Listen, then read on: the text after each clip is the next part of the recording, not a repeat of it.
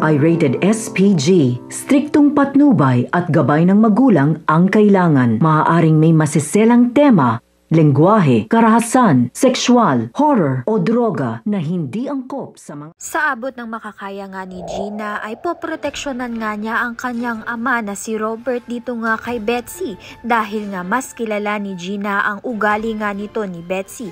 Dahil noon nga nang mag-best friend pa nga lang itong si Gina at si Betsy ay inaabusado na nga ni Betsy ang pagiging mabait nga nito ni Gina. Dahil noon nga ay binibigay nga ni Gina ang lahat para sa kanyang best friend na si Betsy dahil kapatid na nga ang turing niya sa kanya.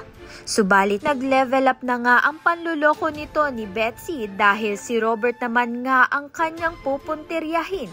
Kasama nga itong si Susan ay sinusulsulan nga niya ang kanyang anak upang nga makuha nga ang yaman nga nito ni Robert. At pinatira pa nga ni Betsy itong si Susan sa mansyon nga nila nito ni Robert dahil ayon dito kay Betsy ay siya na nga raw ang may mas karapatan dahil siya na nga ang asawa ni Robert.